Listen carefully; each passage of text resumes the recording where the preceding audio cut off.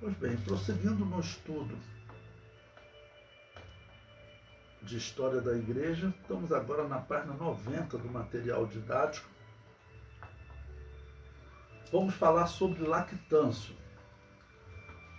Lactâncio, que viveu de 240 a 320, era professor de retórica e em 303 da era cristã perdeu o seu posto de professor durante a perseguição de Diocleciano. Mais tarde, como acontecido com Eusébio, foi acusado de ter participado de culto pagão para não morrer. Ele era um professor conhecido.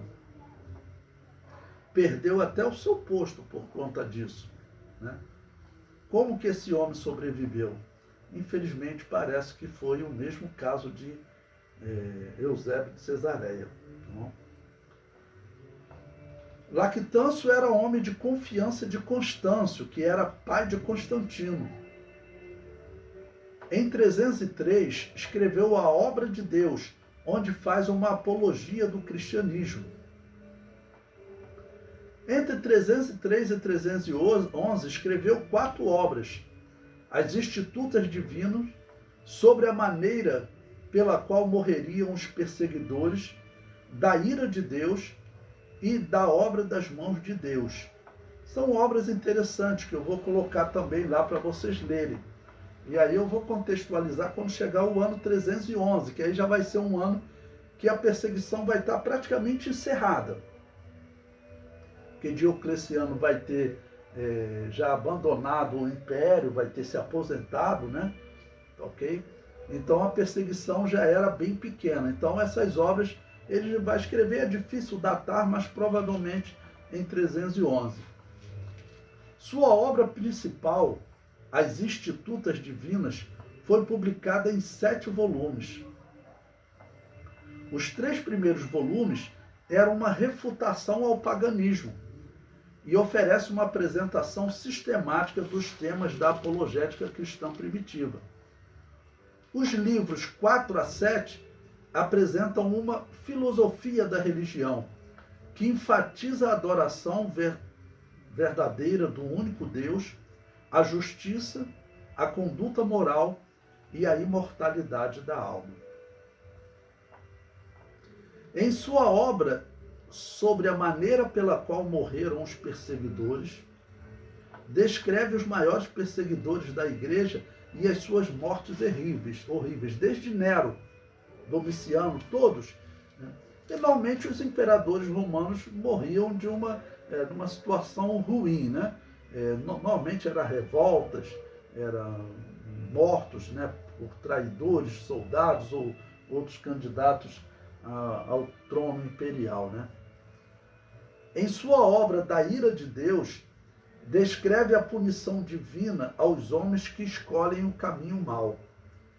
E em sua obra da obra das mãos de Deus, descreve o corpo humano como uma maravilha das mãos de Deus e descreve a sua sabedoria, ou seja, ele diz que a obra do homem, ele mostra a sabedoria de Deus. E isso é verdade. E olha que isso aí ele está escrevendo lá em 303, 311. Hoje nós temos um conhecimento muito mais elevado do que esse período que ele viveu sobre o corpo humano. Temos um conhecimento mais elevado sobre o corpo humano. Depois eu vou passar um link interessante para vocês. Teve uma pesquisadora de Oxford, vocês sabem que é a faculdade considerada número 1 do mundo hoje, que ela fez uma pesquisa e ela fez experiências com o genoma humano e ela falou 2 coisas maravilhosas. Ela publicou um livro recentemente em inglês, não tem ele em português. Mas primeiro sobre as mulheres, ela fala que a mulher ela tem a função de aperfeiçoar a humanidade. Olha que legal. Ela diz que, nessa pesquisa, ela diz que a mulher, quando ela recebe o código genético do homem na fecundação do óvulo, o código genético da mulher, ela faz uma comparação e ela busca nesse código genético do homem as melhores coisas que esse homem tem, em termos de saúde, tá bom? O que ela tiver de melhor, ela pega dela. O que o homem tem de melhor, ela pega do homem. Ou seja, isso é um aperfeiçoamento, né, da humanidade. E ela transmite para os seus filhos. Além de outras experiências que diz que tem código que a mulher só transmite para o homem, tem código que ela só transmite para a mulher. Então você consegue consegue identificar quando viveu a mãe da humanidade. Eles dizem que a mãe da atual humanidade, né, do ser humano, ela viveu há cerca de 3.500, 4.000 anos atrás. Quem viveu nesse período foi a mulher de Noé, que transmitiu o seu código genético para os seus filhos, tá bom? Então, toda a humanidade hoje tem o código genético de uma mulher que é a mulher de Noé. E todos os homens do mundo descendem dessa mulher. Então, como ela tem código que só transmite para o homem, você tem que falar, né? O homem, ele é uma grande evidência, ou por conta da fé nós dizemos mais do que uma evidência, mas uma prova, ok, da existência de Deus. E a segunda coisa que ela fala, irmãos, agora sobre o homem, é uma maravilha. Ela diz que o homem, quando nasce, já vem escrito no DNA dele, presta atenção nisso, vem escrito no DNA dele quando vai nascer o primogênito desse homem. Quando eu vi isso, eu falei, eu vou esperar isso ser mais detalhado, né? Porque isso eu posso decretar como a morte do ateísmo. Porque o primeiro exemplo que eu citei para vocês, ou os dois primeiros exemplos, alguém ainda pode querer dizer que isso é obra do acaso, mas a mulher transmitir um código genético específico só para os homens, os filhos do sexo masculino, dizer que isso é obra do acaso, irmão? E também a capacidade do código genético da mulher de aperfeiçoar a humanidade, fazendo seleção em partes do código genético do homem, parte do código genético dela, e combinar num novo código genético para passar para seus filhos. Alguém pode até dizer que isso é obra do acaso. Agora, se for comprovado, que é praticamente comprovado, é uma cientista de Oxford, ela publicou isso em um livro, ela dizer que nas pesquisas dela, por exemplo, quando eu nasci, meu filho primogênito nasceu em 1995, Levi Júnior.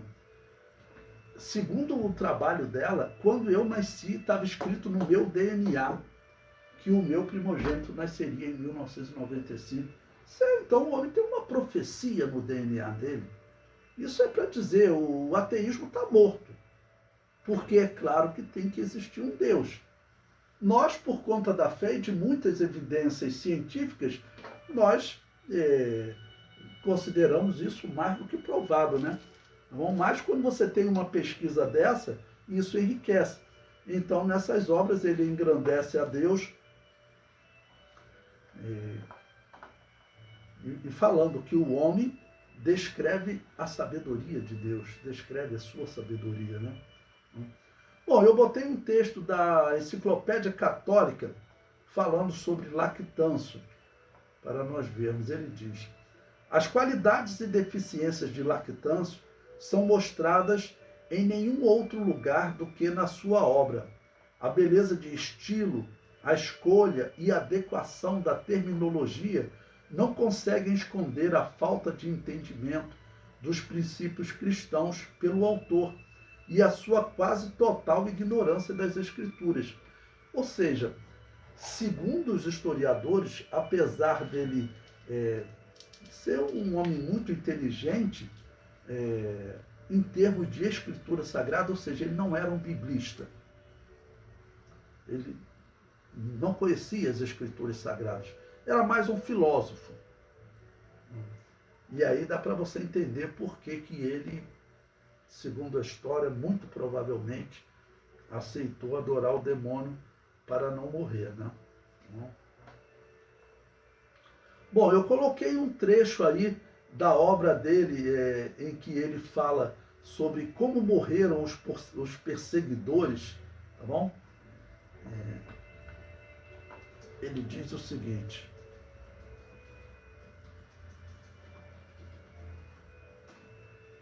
do fim daqueles homens, achei bom publicar uma narrativa, para que todos os que estão longe e todos os que surgirão no futuro possam aprender como o Todo-Poderoso manifestou seu poder e grandeza soberana ao erradicar e destruir completamente os inimigos de seu nome.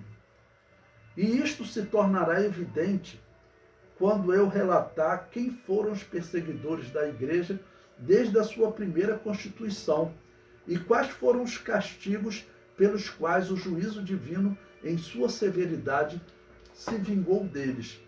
Olha, eu vou dizer para vocês, por exemplo, Nero, Domiciano, que também foi assassinado, não preciso nem dizer, acreditar que Deus se vingou deles. Porque a própria maldade deles e aqueles que cobiçavam o trono é que acabaram por fazer o mal a eles, tá bom? Mas na visão dele, todas aquelas mortes ruins, tanto de Nero, Domiciano, todos eles, o único que morreu, assim, não foi violento, né, mas acabou enfermo, é Diocleciano. Nós estamos estudando o ano 303, no ano 305 Diocleciano está extremamente enfermo. O texto prossegue.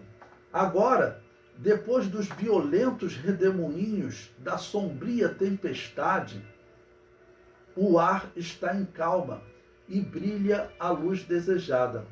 Agora, aplacado pelas preces de seus servos, Deus ergueu os que jaziam aflitos com a sua ajuda celeste. Agora, desbaratada a conspiração dos ímpios, enxugou as lágrimas dos que sofriam. Aqueles que se ergueram contra Deus sucumbiram. Os que haviam destruído o templo santo caíram com uma ruína maior. Os que haviam escarnecido os justos entregaram suas almas criminosas entre os castigos celestes e os tormentos de que se tornaram credores. Bom, então esse texto ele coloca nessa obra, e aí tem toda a obra que ele vai descrever a vida de todos os perseguidores, desde Nero, tá bom? É uma obra também que eu vou colocar para a leitura de vocês na semana que vem.